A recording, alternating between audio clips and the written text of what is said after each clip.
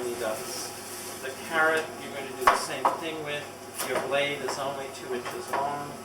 And the idea is that every cut that you make is the same. And the same thing with this one. We'll leave it on. It's about 2 inches, and so just.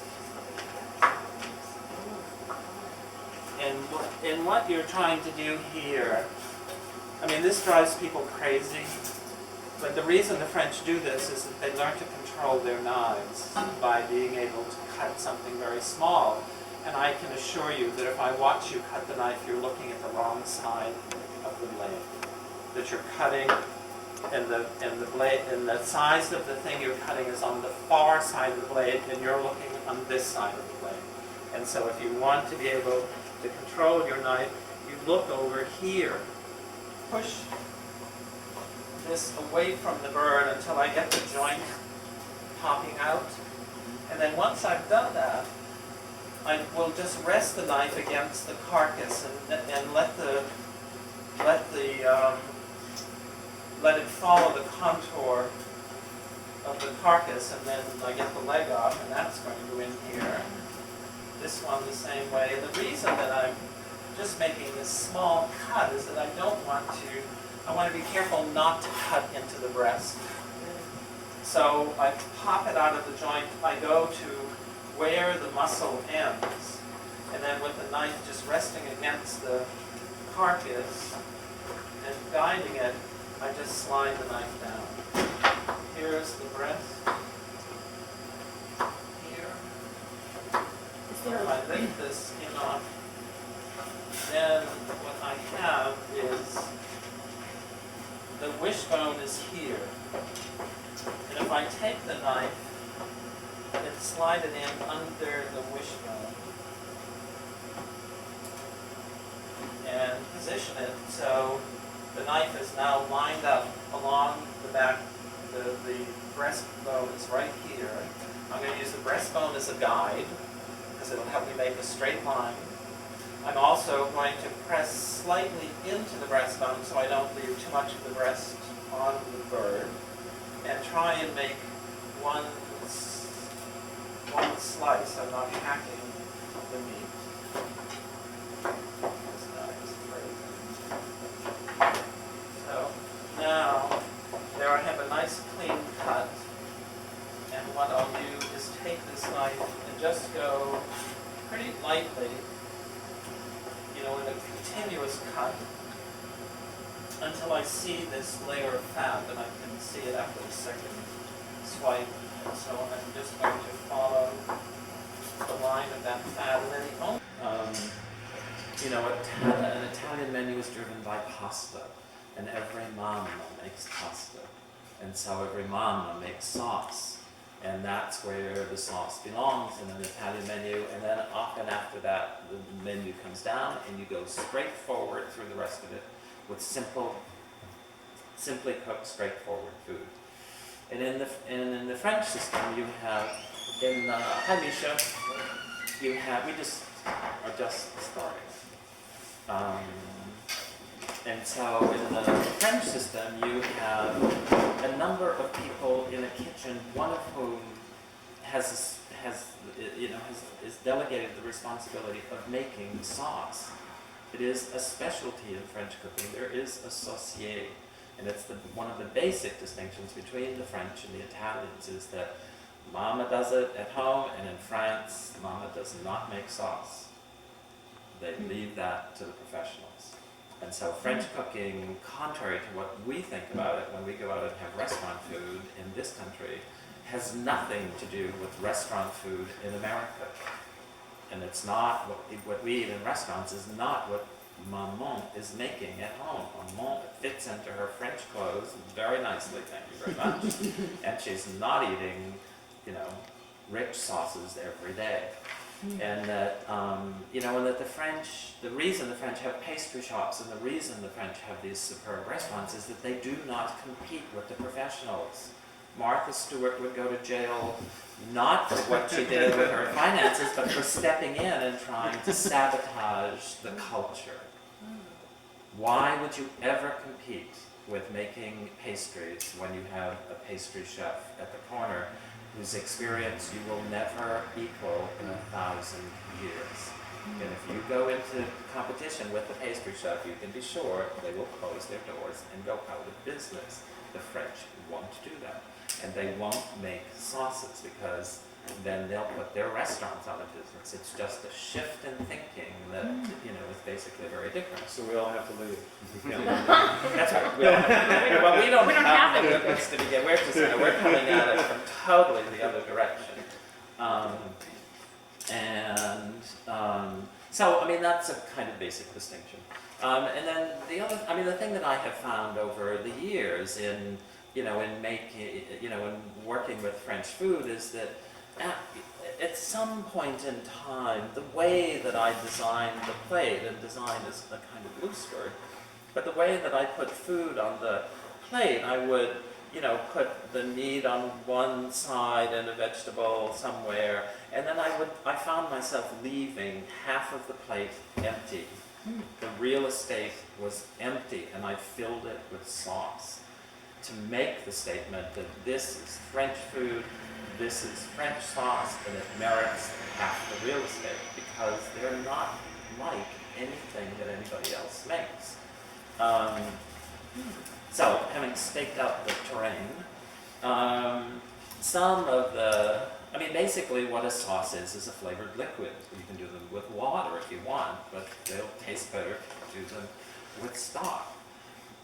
Historically, they were done the way that you were suggesting, and that is they were stocks that were bound with a roux, with flour.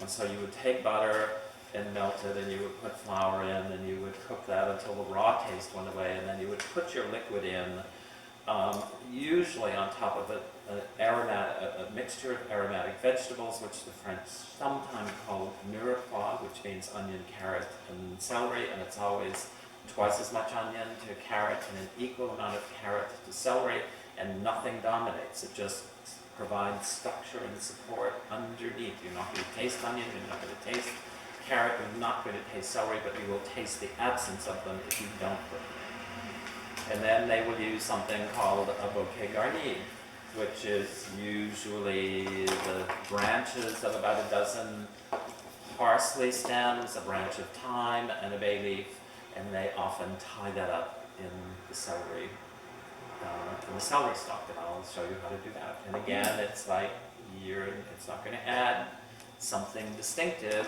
I mean, you're not going to taste parsley or thyme or bay, but if you don't put them in, you don't have as flavorful, a base underneath them.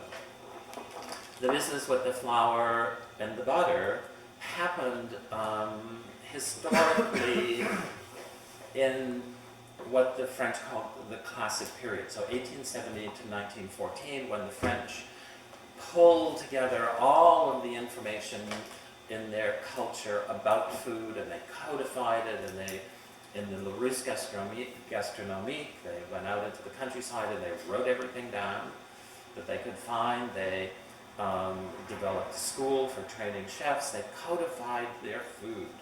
It was done by chefs who were well positioned, who were the Escoffier and the Césarides, and who were in a position of money. They could afford to do this. They took this food and translated it into a style of cooking at a time when hotel food, which was French food, went around the world. And so it established the reputation of French food as being among the heavenly bodies. In this period of time is when they did these sauces this way with butter and flour and stock, and stock. And the reason that they put the flour in there was that flour has the capacity to accept about 200 times its volume in liquid. It has an amazing capacity to thicken.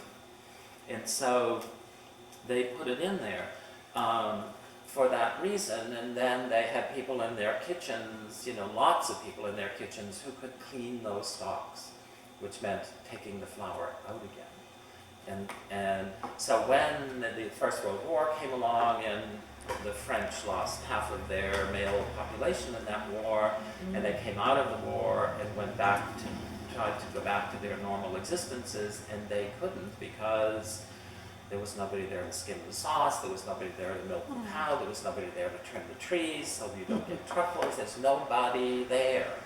And so they didn't quite figure it out before they went into a second war. And then after the second war, in the late 50s and early 60s, they then figured out that they had to change their cooking. And so they re-examined everything in a different light. And they call that new cooking. What that is in French is nouvelle cuisine. And so those things mean something historically and culturally in France. And there are certain things that marked that period of time, and as they relate to sauces, it was the shift away from flour-bound sauce, because they were heavy, because when you put that flour in, when you put the butter and flour in, and then you put your broth on top of it, you have to cook it, and you have to do things to get the flour out. You don't want the flour, you want the starch. And so a copper pot is what the French use as a standard in a kitchen. It never boils over. It has a movement like this. It's sitting on a stove with heat underneath it, and the movement goes like this. And so what happens is that when you have something like broth and flour in the same liquid, as this thing moves slowly, it's moving the mixture that has the flour in it, and when the flour hits the surface, it's cool, and so it clots. And so you would just take that liquid, you would take those solids and remove them, and you would put them in a bowl until you had as much in that bowl as you had originally put in the sauce. And so the only thing that's left is starch, not flour, because you're not going to fit into your dresses if you eat all that flour, and they want to fit in their dresses. And so there were techniques for getting it out. They dropped all of that with the period of Nouvelle Cuisine, and they shifted to veal stock. And the reason that they shifted to veal stock was that it was neutral in flavor. It would marry with anything that you put it with. So you could use it with fish, you could use it with chicken, so it meant you didn't need a beef stock, a lamb stock, a pork stock, a chicken stock, a fish. I mean, you didn't need all of those things. And if you didn't have a staff to do it, so much the better. You have one stock. The other thing about veal is that as you reduce veal, it develops viscosity, it develops body. So you also don't need flour, because the thing by itself, as it reduces, will develop the body. Why is veal stock different than beef stock? It's less marked with flavor. Beef is going to taste beefy. Veal is not going to taste beefy. Because of the youngness of the bone? Because of the youngness of yep, absolutely. And the flesh is paler, and it just isn't pronounced. It's not a hormonal change. It would be the difference between lamb and mutton. When the animal passes a certain age, you're going to have a hormonal change as well that will affect the flavor. Will the veal reduce itself and become high in velocity on its own, or is it something that's like makes it better? No, by itself. I mean, it's just the protein. It's how you made the stock, and it takes a long time to make the stock. It takes, probably 16 hours. And so what the French would do when they made those is that, and we're speaking in a professional kitchen, that they would make those for about 8 hours, and you have larger joints that have cartilage that's going to melt, and you have meat in it. I mean, stock is made with meat. It's not bone water. So it has a certain amount of meat, and the meat will give up its proteins. And you would do that for about 8 hours, and then drain that off, and then replenish the vegetables, add chicken carcasses, and fill it back up again. So now you have a primary stock, which is only veal, which is used for sauce, and you have a secondary stock, which is chicken and veal, because that veal has 4 more hours of yielding protein before it's spent. And that secondary stock then would be used for soup, so it's why soups taste really good in France, because it's partially veal and partially chicken. So now you have this liquid that's neutral in flavor, it will marry with anything. The key to making modern sauces then is that you would, what's the word that I'm looking for? instead of making a lamb stock, you would make a lamb essence. And the way that you would make the lamb essence is that you would take the trimming of the lamb that you were going to cook, and you would brown all of that, because browning is caramelization, and caramelization is a concentrate of the flavor of whatever it is that you're browning. So if it's lamb, it's lamb. You throw the butter away, and then you take your veal, which is neutral, and you pour it over those meat trimmings, and you wind up then with an essence. It's not lamb stock, it's lamb essence. And so those kinds of things distinguish modern food from classic food. And any French person going out to sit down at a restaurant would know immediately when they were served something, whether it was old-fashioned or modern. They would just know, because it's their culture. And so then you have the lamb essence, and then you flavor it however you want to flavor it. If you want to put rosemary in it, or if you want to put thyme in it, or if you want to put Roquefort in it, or if you want to put cream in it, or if you want to put garlic in it, or olive oil, or any of those things, you flavor the essence. And then the final thing you do is you adjust the texture. And invariably what you've done is that you've taken your veal and you've made it an essence and you've reduced it. And so it's probably a little more viscous than you would want as a sauce. And the measure is that when you dip your spoon in it and you run your finger over the back of the spoon, the line holds. Sauce making is empirical. It's not 2 tablespoons of butter, because you never know how much protein what you've worked with has yielded. And so you have this liquid that's probably more viscous than you want. It's an essence. You flavor it however you want to flavor it, and then you bring it back to the texture where it coats a spoon, and usually that bringing back part is butter. And so it's why sauce is not gravy, because sometimes if there's not a lot of protein, or you've miscalculated the formula, and you have something that requires a good deal of butter in order to get it to a coating consistency, you would take your piece of meat and dip it in that sauce, and you would put it on the plate. And you would not go, and you'd fight your staff to not have them do that either. But anyhow, so the mechanics are that you would, in a modern sauce, you'd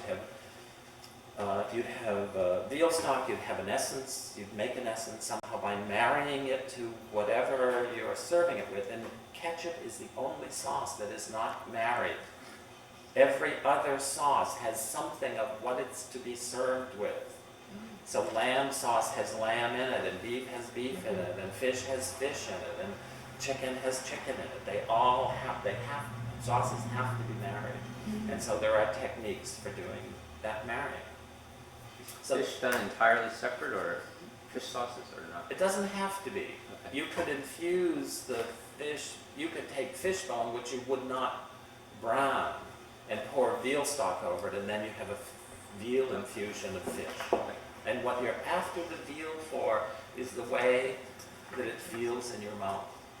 It rides across your tongue in an elegant manner, which they refer to as slip. It has amazing slip, the way it rides on your palate. And so if you run a first-class restaurant and you want people to understand that it's first class, you better do things that don't feel like something else. And one of the ways of doing that with the sauce is use veal stock. It's not going to feel like anything else. Okay, so that's sort of 1960s, 70s, sort of whatever. And then we come into, after the French did their Nouvelle Cuisine, they went back into their cooking of the countryside, and they updated every single bit of it on the basis of what they had just learned about modern food. So they cleaned it all up. So it went classic food, modern food, pre-classic food, the cooking of the countryside, and so they did that through the 80s and 90s, and then they went international and did what we call fusion. But their fusion is sitting on a foundation of information. It's not just a mixture of, let's put Italian food and Japanese food together and see what we get. It's like, so what do you know about either of those foods? But anyhow, so then there was a whole new realm of information that could be applied to sauces, and that And those are techniques that you can use for enriching and thickening without using, obviously they figured out how to not use flour, but also how could you do it without using butter? What other things could you use? And so then postmodern sauces, which is where we are now, have all kinds of tricks applied to them to give you sauces that equal their expectation, but are done with absolute leanness. Absolutely lean. So some of the things that I had on the list: good homemade stock. You know, if you were to make veal stock, you can get veal bones or veal breast. It's meat and bones. And then usually what you do is you fill the pan with water. You put your hand over what's in the pot and you cover your hand with water. You don't fill the pot. And if it's veal and it's going to take a long time, then you just have hot water available so that you constantly bring that back So to temperature. maintain it. You want to maintain it above the level of the bone. And with veal, and sort of not so much with others, the water that you add has to be boiling. Because you could hit a point where in your pot, and you have water like this, and if you took and poured cold water in there and it went to the bottom, it could sour. It could hit a point right in between that's perfect for bacteria. And if you're working at a very slow temperature and you pour cold water in, it's going to take a long time for that to come back to temperature. And with veal, it could sour. You could hit the perfect medium. And so with veal, you add boiling water. And if you add cold water, bring it up to a boil and turn it back down. With meat that has big bones on it, like veal or has meat on it, usually what I'll do with it is I'll blanch that and get rid of all of the scum and dead protein, all of that sort of thing, and then drain that off, and then I wind up skimming the sauce less. And the skimming matters because as that liquid goes down, it doesn't move so fast. And when you've reduced it and then you take a cup or two of it and you reduce it even more, it reaches the point where it could stop moving. And if it has solids in it, you can burn it. I've seen that happen. And so the cleaning is an essential part of it. You remove the scum in it because you're going to take it very far down and it will be sludgy enough that it doesn't move, or it moves very slowly. And if you're moving it very slowly on a hot flame, you burn it. And I had that experience here in town where I've been given a sauce and it's burned, and I go back into the kitchen and ask them what they've done and make them taste it, because you can taste, I mean, it's charcoal, you burnt it. With other sauces, it's less of an issue, but with a big boned, meaty kind of thing, you do need to clean it. When you put your chicken in, I use the whole chicken. I take the breast off and I use the rest of the chicken. So I use the legs, the carcass, the wings, the neck. I don't use the liver or the organ. And then the same thing: onion, carrot, celery, bouquet garni. You can put wine in or not. I tend not to. If I were doing a veal stock where you have big joints and you would have, say, your scalded bones, you get rid of the fat. You would have a bed of vegetables on the bottom, and you want the vegetables always go on the bottom so that the meat and bone is off the bottom of the pan. It's not going to stick, and you get circulation. That if I put the veal in there, I would use white wine, and I would evaporate it, because what happens is that the alcohol will penetrate into the joint and help to release proteins. It will help to break the protein down. But with a chicken or with other things, I don't care necessarily if it has wine on it. Often it lends too distinctive a flavor to a broth, and I don't want it. I just want the broth to be meaty. When you scald it, that's just in boiling water for a short time? I bring it to a boil from cold water and let it simmer for a few minutes, and then you'll see all the scum and stuff will come to the surface. I pour it off. And then I start my stock. and I don't So do you stocks. pour all the water off? Yes, and I do. start- Oh, okay. And then I don't do roasted stocks from roasted bones. I think it is too much of a commitment of flavor. And if you want that to function for something delicate, you're not going to get it. A roasted chicken is going to taste like a roasted chicken no matter what you do to it, and a roasted leg piece of meat is going to taste like a roasted piece of meat. And if you've got meat flavor and you want that your sauce to perform with a bird or with fish, it won't do it. And so I tend not to roast bones.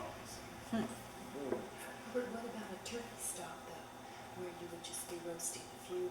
I would never use a turkey stock for anything except turkey soup.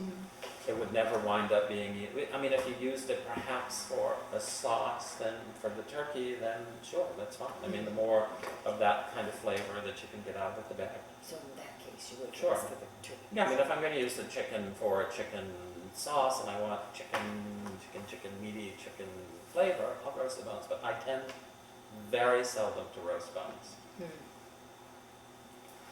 How much wine would you put in? It depends on the volume of the meat that's in there. A half a bottle, probably. I mean, if I was doing veal stock and I did, it isn't worth it unless you did about 10 pounds, and that would last you a year. And with 10 pounds of bones and meat, I would use a half a bottle of white wine. Yeah. So now you have vegetable, yes, go. No, Stop me at any point. well, it lasts you for a year, you're only putting that much water in, you were just using a couple of tablespoons of If you were using 10 pounds, I'm saying veal, 10 pounds of veal would probably last you a long time. The 10 pounds of meat and bone that you've covered with Oh, water is going to yield a lot of Yeah. liquid that you're going to use for sauce, and I'll bet it would last you almost a year, 6 months maybe. So you would do it, the point is do it once and then freeze it. Yeah, you have a party and you make real Robert, stuff. what butcher are you going to for your veal bones? Oh gosh. There's a lot of markets that don't carry veal. Right, you gotta poke around. But there are also here in Oregon a lot of people who are raising beef. And I'll bet you could. I'll bet you went, if you went to like Frank, who's a distributor, S&P, I think it is, over by Powell, or, I don't know whether like Nikki would have it. You might have to poke a I little don't bit. think Nikki does. They probably don't carry veal. And veal, I'm not talking about the harnessed, abused veal, I'm talking about a young animal. And young enough so that the flesh is still pink. And that you can buy. I had some this weekend, somebody bought, market of choice.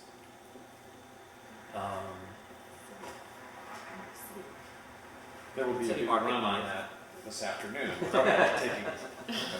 Veal breasts, an Italian, go to Frank. Frank's Italian, and they eat cima, and they eat breast, and they eat veal, and he probably has a good sauce there. What street is he on? Oh, he's over here in this southeast, where Monte Carlo used to be, the ghost of Monte Carlo. It's in that area. The wholesale meat area. But he's probably in Frank. I can give you his number. Okay. But anyway, so if that were veal, that would be your story. And so, as I said, the thing with chicken is I use the leg, I use the carcass, I don't use the livers. And so I have some duck carcass and we can mix some of that. I have a whole chicken, we can use some of that, and I have a chicken carcass, and so we can get a couple of people making stocks. The thing about veal is that it takes about 16 hours at a slow, you have to go slow because you have to envision that you're breaking down gelatinous material. And if you look in there and you see clots of gelatinous material, keep going. It takes about 16 hours, and so that's a day and a Have you half. covered this? No, No. no, you want 9 evaporation. minutes ago, yeah. And so if it's chicken, I used to do chicken in about an hour, Now I bring it to a boil, I turn it down slow, and I let it go for an hour and a half or even 2 hours. But I go very slow with it. Something I learned on my last stove top that the lowest low wasn't low enough. But if you put 2 grates on top of each other, Oh, yeah. it takes it enough away from the heat and make it lower. Great. So that's my Two little tip. degrees. You know, Yeah, I think that's the a good grates that, your Or a burners. diffuser. If you don't have yeah, one, gas. if you have a Yes. grass thing, put the 2 grates on top of each other and it keeps it enough, but That's and it good. keeps it at a safe. Yeah, because some of those, those are big, sometimes they're big stoves and their low flame is high. Mhm.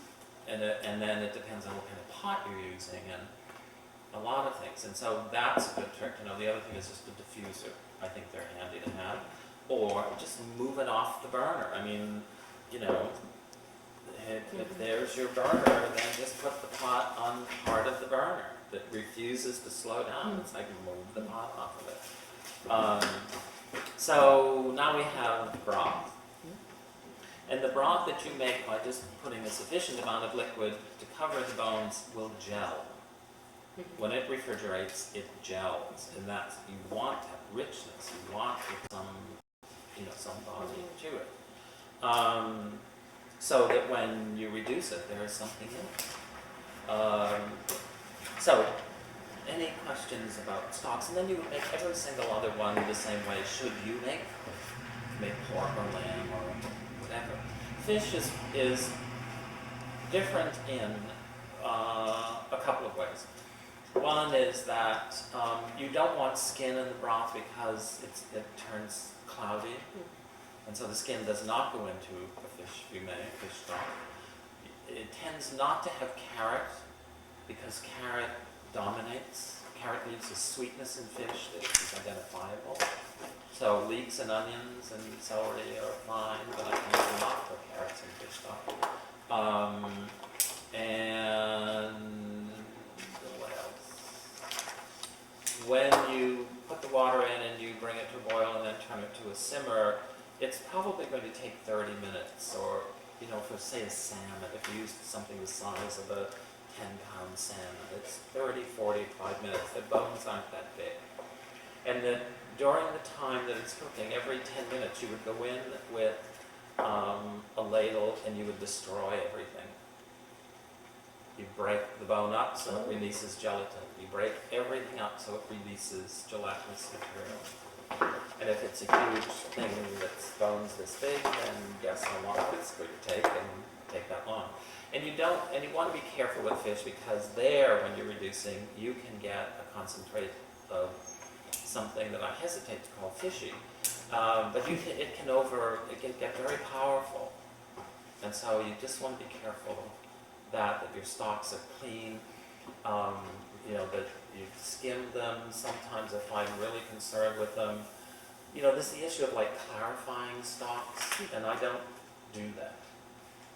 But what I would do if I want the sauce, if I want to see the market, and I just am a beggar, I'll take whatever I can get. When I go to the market in France and I say to the fishmonger, I want to make broth, she looks at what she has, and she has a recipe in her head of what it is, and she starts handing me things. And there's white fish and oily fish, and there are bones, and there are heads, and there are whole fish. I mean, it's a recipe. Okay. But here, we don't have that luxury. If you can get a white fish that has a nice gelatinous stuff in it, then that's good. Halibut. But, I also like to have head, something from the head. Is it always just the bones of it that you use? Just the Yeah, you bones? tend not to use, the head and the frame, so the head and the bones. But I don't add extra fish flesh to it. I see. And what did you say about, you have to heat something over again, did you say, with the fish stock? What was that you said? Every 10 minutes I go in with a ladle and I destroy everything and break everything up. Just so you're getting maximum yield of protein. And then the other thing is that you always put in a small amount of salt. because there are certain proteins that only break down in the presence of salt. And if it isn't in there, they won't. And so it makes a difference between, the final texture of the broth. But not so much. You have to be mindful that you're going to take these liquids often, especially if you're making sauce, and you're going to go way down with them. And if you have put in too much salt, you're in trouble. What kind of salt are you using? I use a kosher salt, or I use, there's 12 kinds of salt. I don't use this sinister little girl and her yellow umbrella. Right. More tempting. That can clean the skillet, but I don't want to eat it. Okay, so then if you're reducing, then you get the concentrated flavors. The other thing about wines, so now we have liquid and we're headed to making a sauce, and so we know that we have a liquid, we can reduce it, it will concentrate the flavor. If we fry something over here in the skillet, or we roast something, we do what Mom did when she roasted the turkey, and she never took the fat out of the pan. That's an essential thing. Get rid of that fat.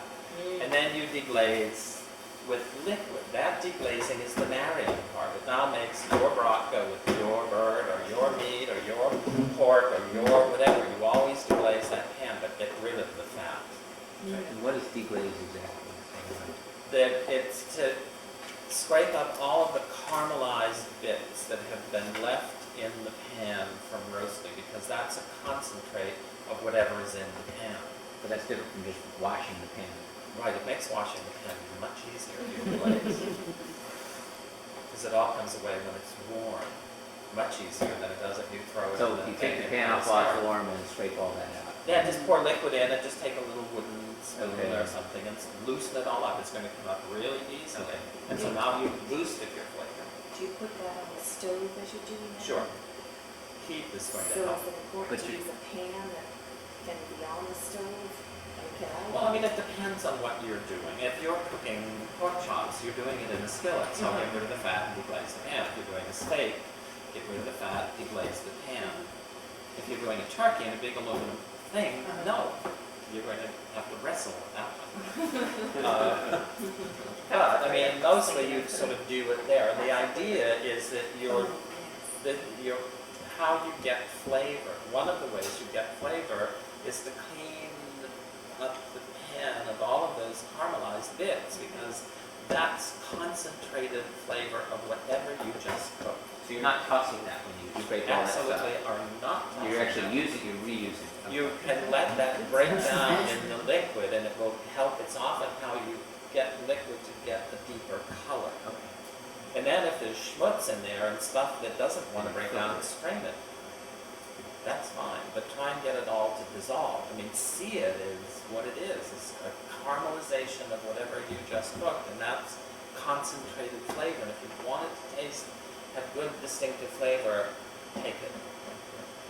So you toss the fat that's left there, but whatever's on the bottom needs to be Yeah, stuffed in. scrape You it all up. rehydrate all that. Yep, scrape it all up. Overheat, and that's deglaze. And then you might strain it into a pan that you are then going, this is if you're making like a pan sauce. Mhm. Right.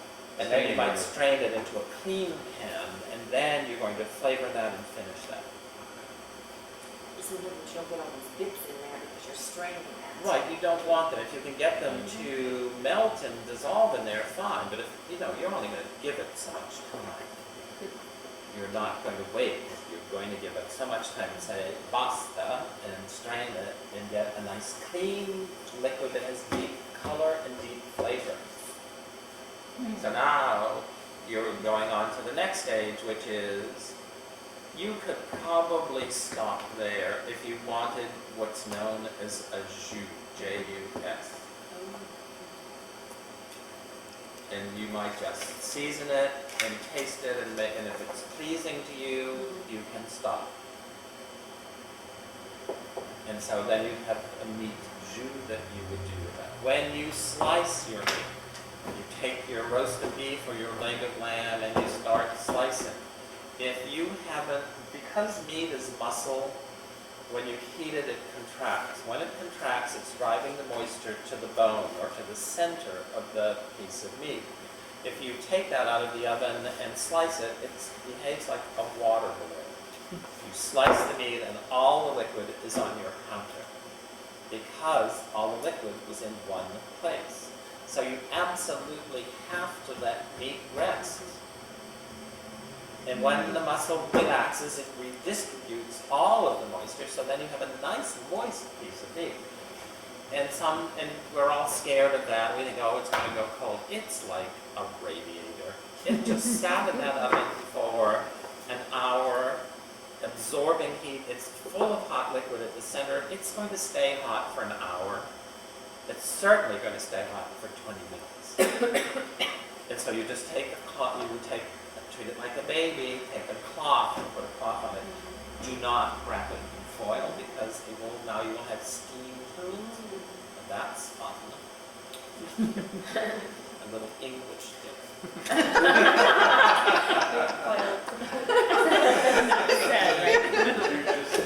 Just move a couple pieces over. Yeah. And so let it rest, and then, but anyhow, the point being that when you're slicing, you get juice.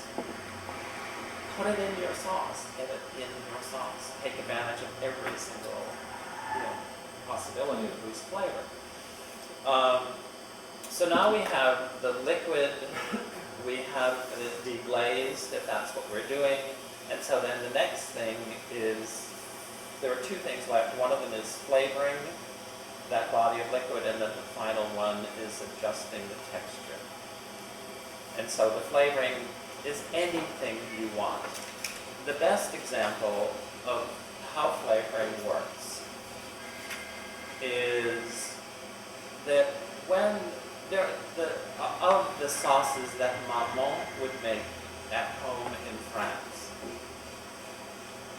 one of them might be that she would take broth and then take the cloves of a head of garlic, and she would cook them very slowly for half an hour until the garlic cloves went absolutely soft. And so now they're like flour. They are starchy, and because they're starchy, they're going to absorb liquid. So if I take that liquid with all of those cloves of overcooked garlic and I put that in the blender, voila! I have a textured liquid that's going to function like a sauce. So one of the things about texture is knowing something about the nature of the ingredients that you're using. So if I do that, then I achieve the thickening without fat and without flour. So now I have broth and a thickener, and I'm at the texture point. Now I need to deal with flavor. And you deal with these things one at a time. You don't do all of them simultaneously because you cannot. It'd be like shepherding a school of cats. You can't do it. Get one of them down and go after the other. So now you have this liquid that's been thickened with garlic, and you would serve that sauce with a tablespoon of creme fraiche, basta. You would serve it with a tablespoon of butter, stop. You would serve it with a tablespoon of olive oil, stop. You would serve it with parsley, stop. You would serve it with thyme, stop. You would serve it with rosemary, stop. Our inclination is to throw it all in there. And now our 8 sauces are reduced to one overstimulating, uninteresting sauce. The French know much better than to do that. If Maman wants to keep pulling surprises out of her hat, she uses one ingredient at a time. And so now your little sauce is going to be a mother. It's going to be a basic sauce that you can use 10 different ways. So think about that. Don't throw the kitchen sink in the sauce. One thing is sufficient. So we have flavor. If we've used herbs, or we've used fat, or an oil, or a cheese, or anything, we have that part, we have the flavor part, and then the final part is texture. And so then that's a question of putting butter in there.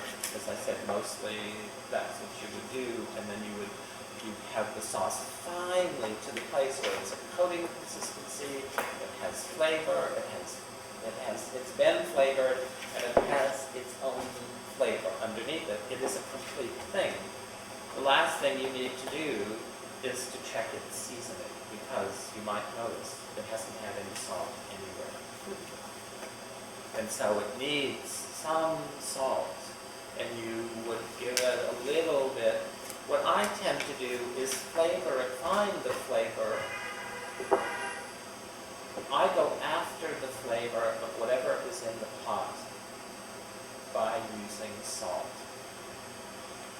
And so that means that when we're at the point where we have our broth and we've deglazed it and we put the herb in it, and then the final stage is we're going to balance it with butter, I go after it with salt at that point. I want to find out what those ingredients taste like today. So you're using an unsalted butter? Now, always. Always, always, always. So if I taste that with nothing in it, my liquid with nothing in it, and then I give it a pinch of salt and I taste it, the flavor is going to move. And if I do it again, it's going to move again. And if I do it a third time, the flavor is going to move each time I add salt to it until finally I taste salt. So I want to not take it to that point. I want to decide whether it's 1 or 2 or 3 pinches of salt that makes the thing taste flavorful. And if for some reason I did take it to saltiness, I'm going to dilute it with butter. So I will lower the salt if I've proceeded cautiously and I still hit that level of salt, then I have butter to dilute it some more. And if you have something that's a little too salty, just before you use it, if you give it a squeeze of lemon, it backs the salt off long enough for you to serve that sauce, and everybody's going to be happy. So salting is an essential part of it.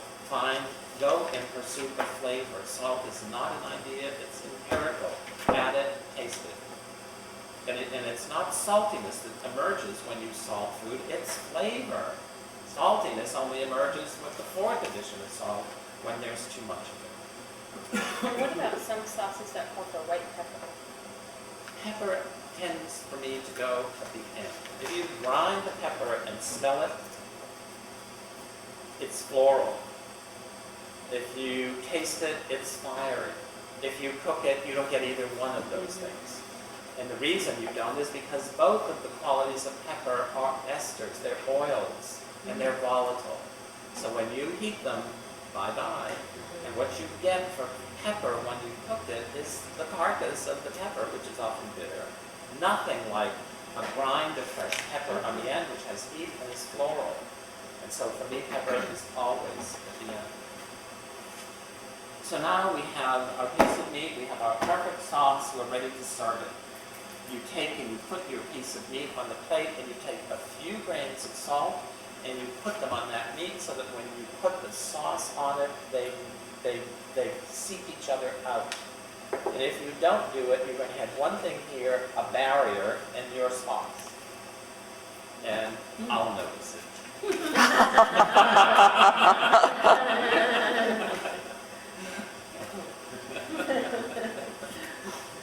Ruth Reichel will notice it. No. But that's the final gesture, is that do some little thing to lead one thing to the other. Just a little bit of salt on the surface of whatever the meat is, a few grains, and it will reach for the sauce and pull the sauce to the meat, because that's what it does. Okay. Some of the thickening things you were mentioning, vegetables, meats, and I don't know, sort of. The point being that there are certain things that you would use that have starch in them. Any vegetable that will burns because prior to burning it caramelized, and prior to caramelizing it had starch, and prior to starch it was subjected to heat, because when you put certain vegetables in, subject them to heat, the natural starches convert to sugars, and then the sugars caramelize, and if you don't pay attention to them, they burn. But the message is, there's starch somewhere. If it burns, it has starch. If it has starch, you can use that starch as a thickener. And so, the business of the garlic is the perfect example, where by cooking that we know that when you throw olive oil in a pan and you chop your garlic and you throw it in, you can burn it really quickly. So it goes very quickly from starch to sugar to burnt. But the point is, it has starch. And so then in that little construct of the broth where the garlic is cooked, is poached in it until it goes very soft, then you're counting on this natural starch to thicken a volume of liquid to the texture that you want. And so it helps a lot to understand the nature of the ingredient that you're working with. And so, onions that are slowly cooked, that will go sweet and the fiber breaks down, you can throw them in there and thicken them. What the French are doing, and I said, there was Nouvelle Cuisine and then regional, they went back and they updated their regional cuisine and then they went international, and now they're like somewhere, they don't wait for anybody, they're like off into a new realm. So now they take a sauce, for example, for a classic dish of the countryside, maybe poulet au vinaigre, chicken with a vinegar sauce. And so what you would do is you would make a velouté. You'd have butter, flour, broth, clean it up, and so now you have a liquid that's starchy, and into that you would put some tomato, some cream, some vinegar, and one herb, probably tarragon. If you were French and you sat down at the restaurant and it said poulet au vinaigre, you would make the construct at once. It's a tomatoey, creamy tomatoey kind of sauce that's going to have acidity to it in a pleasant way, and probably one herb. Well, that meant velouté and tomato and cream and all that sort of stuff. In a postmodern world in France, you would take the broth, the vinegar, and you would put the milk in. And you know what happens when you pour milk into the vinegar. It coagulates. And so now you have a thickened body of liquid. You take that and throw that in the blender and throw a tomato in it. And then you take one thing, maybe a juniper berry, or maybe it is tarragon, but one thing, and you drop that in there. So now you have this sauce that when you eat it, you're getting broth, milk, so the sourness. You're getting tomato, and it's a perfect pyramid. You're going to taste that juniper berry or herb, whatever it is, and you might notice there's no thickener, and there is no fat. It's wizardry. Sheer wizardry. But it comes from an understanding of the nature of ingredients and a need to have them perform at a very high level, because you're going to pay $300 for that dinner. You have that sauce done by whoever figured out how to do that. What are the milk noodles? Yeah. And you put it in the blender. And it just homogenizes. Yeah. It's just smooth, it homogenizes. But there's no flour, there's no binder, it's alchemy. Is milk there's all kinds of milk, right? Skim milk, 1%, 2%, whole milk, heavy cream, any of those depending on what you want as your outcome. If you use 0% milk, you're going to get, if you're after coagulation, you're not going to using get it it with with the 0% skim. You're going to get milk. it with You use fat milk. Yeah. But you watch, the first time you do it, it's like, oh my God, I just ruined it. Like, it's just all coagulated. And then you throw it in the blender, and it's like, it all homogenizes, it's clean, it rides across your mouth beautifully. Was it just a regular vinegar, like the white vinegar? Yep. You always use, the French are driven by excellent ingredients. Like the Italians, if you have an excellent ingredient, it will serve you. If you have an okay ingredient, it's going to do an okay job. So, and then the thing about marrying meats and sauces is fine, enrichments. So I stuck some stuff in here, notes about stocks, and I don't know whether they're They may be helpful or not. Sauces, more notes in there. All modern sauces are made from golden veal stock, usually pan-fried meats. You keep it on hold, you deglaze the pan with your stock, you reduce it to a demi-glaze, you reduce it to, it's thicker, and then you add butter to get an emulsion. So they're often called emulsified sauces. You season it to taste, add your herbs, whatever. They're the most expensive, blah, blah, blah, blah, blah. Brown sauces is meat done ahead of time. Anyway, there's notes in there that probably will make sense. The business of the triple tombage was modern food, where they would take brown the lamb and then pour the veal over it and reduce it to a glaze, and then do it a second time and reduce it to a glaze, and then do it a third time. So it was called a triple tombage. It meant that liquid was reduced 3 times, and then you got something absolutely extraordinary. So there's sort of general notes in there. The other thing, that needs to be said about red wine sauces, the addition of wine, it always has to be cooked. The only wines that you can add and not cooked are called, curiously enough, Van Cue cooked wines. They're the wines that are at 17 or so degrees of alcohol, and they all come from the same geography, which is Madeira, Marsala, and I don't know what this is called, sherries. Those you can add without cooking. You don't add raw wine to a sauce, ever, ever, ever, ever. It has to cook. Red wine, when you have red wine and meat protein, invariably it goes blue. You lose the color. It goes purple and it looks like Kool-Aid or worse. So red wine sauces always need color correcting. And where you get the color correcting from is the equivalent of kitchen bouquet. It is caramelized meat, so you absolutely deglaze your pan and get that purple sauce to go a nice cordovan color you can live with.